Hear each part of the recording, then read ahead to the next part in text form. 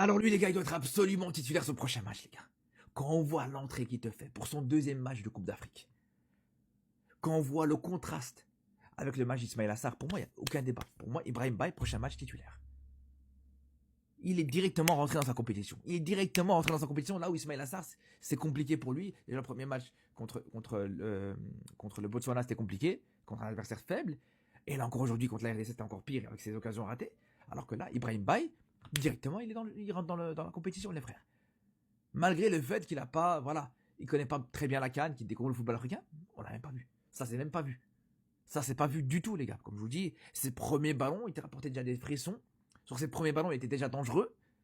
Et c'est de lui que vient le but. C'est totalement de lui que vient l'égalisation sénégalaise. Donc là, prochain match contre le Bénin. C'est pas un adversaire facile, mais il y aura moins de pression. Le seul enjeu, c'est la qualification, plutôt la première place. Et encore, les gars, et encore, franchement, même avec un match nul, tu peux t'en sortir sur tes premières places. Mais bref, tout ça pour dire, les gars, prochain match, il doit commencer. Vraiment, c'est la meilleure manière de le préparer pour les matchs à émission directe. Je vous le dis, les gars.